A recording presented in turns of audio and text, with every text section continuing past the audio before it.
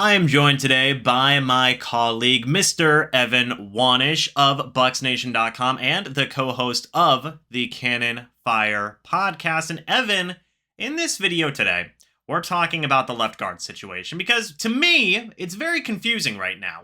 And I want you to explain a little bit the events that have led up to this most recent point. Todd Bowles spoke to the media today about the left guard situation and what Todd Bowles said today that definitely has a lot of people confused and frustrated about the Buccaneers and how they're handling the Luke Getzy, Nick Leverett left guard situation in general.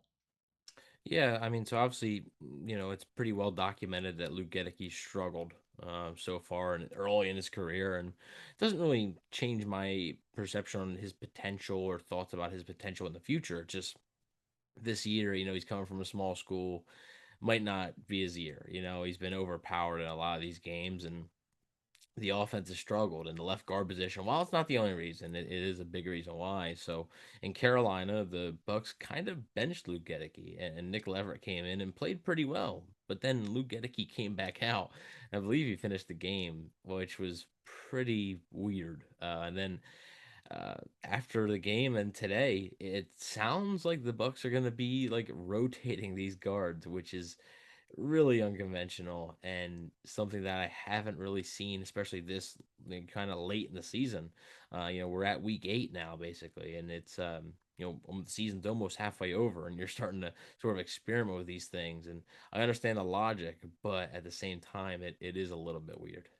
Well, obviously, this team is trying to figure out something to work, right? They're trying to figure out who that best left guard is going to be on a week to week basis. But this, in my opinion, isn't something that you try to figure out going into week 8 of your season with a 3-4 record in the next 3 games that are pretty much must wins. You imagine the Buccaneers might have to go 3-0 or at the very least 2-1 in these next 3 matchups against some pretty tough teams in the Baltimore Ravens, the LA Rams, and the Seattle Seahawks.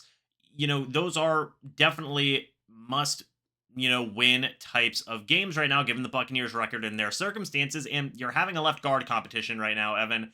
That's really confusing to me. Like you said, there was situations where Gedeke has not looked good earlier on in the season. You said it. He is from a small school. He's been going up against a ton of talented defensive linemen so far to start off his career, which ultimately can be very good for his overall development. But, this isn't the time to have a left guard competition, Evan. Explain to me what is going on here, man, because I'm at a complete loss. I'm baffled by this decision making right now by this Buccaneers coaching staff, especially at this point in the year at a very, very crucial time. Well, the thought process is right. The thought process behind it is right because you're trying to do something different. You recognize that the offense isn't working. You recognize that something isn't working. You're trying to do something different. However, that could just be a simple solution as start Nick Leverett for the game and see how that goes. Why you have to play Gedeke and Leverett in the same game, and we don't know exactly how much it's going to be, whether it's going to be a 50-50 split or whatever. They may be exaggerating. We won't know until the game happens. But if you're going to try something new, you should be trying something new. Their head is in the right place there. The logic is correct, but the overall plan of it is just weird and it feels like it's unnecessary. Give Leverett looked fine. Give him the game. See how it goes on Thursday. If he is terrible, okay, you get a 10-day break between the Rams game and you can figure out who's the left guard then.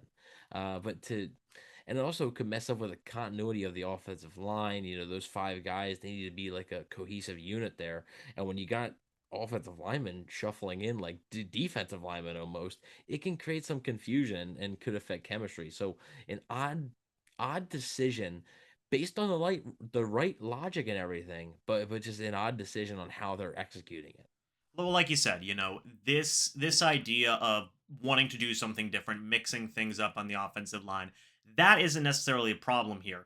The approach is what's weird. This rotation, switching guys in and out, like you said, it can mess up with that continuity along the offensive line. In my opinion, it's unfair to either guy. It feels like it's kind of dragging along the situation. This is something that should have been figured out in training camp. This is something that should have been figured out in preseason. And for Todd Bowles to say after practice, today on Monday, no October 24th, to say, well, these guys are just they're so close together in terms of their play ability. Well, again, like what you said, Evan, Nick Leverett didn't do bad in that Carolina Panthers game. Why not just make the full switch and see how that goes? If it doesn't work out, like you said, you can go back to Luke Getzy if you want to. But, again, like, why just have such a weird approach to it? That's what's kind of weird in a very, very crucial time where the Buccaneers do need to have some of that continuity. They need to have improved play.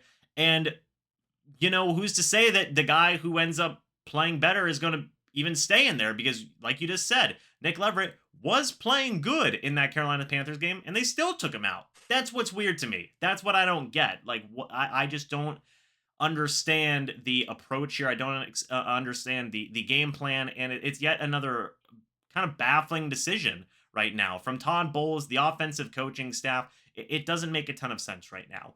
And this is, again, just added to the laundry list of things they need to figure out right now, because you can't have these types of things. This isn't something that a team who's fighting for playoff spots or even further than that, that's not something they do in the middle of the season. You very rarely see something like that. You see that with teams that are trying to find, bad teams that are trying to find answers by any means necessary, which, may be where the Tampa Bay Buccaneers are right now offensively. But I just don't get it, Evan. I really don't. What do you think this is going to mean moving forward? Is this going to be something that we're going to see on a week to week basis until Todd Bowles is satisfied? Kind of give me your thoughts on that. Yeah, I mean it's interesting, and I don't think you can give a clear answer until you see what it looks like on Thursday night. And until you see what each guy looks like. And again, they could be exaggerating just how much of a rotation it is. It could, it could be Luke Getzy for 90% of that game, and Nick Leverett only gets a drive or two. Like that could be what they consider to be a rotation. Um, so I think it really depends on how it goes. I also think they could be trying to, light a fire under one of those guys for them to play better. And like, hey, you want to have a full time spot, play better.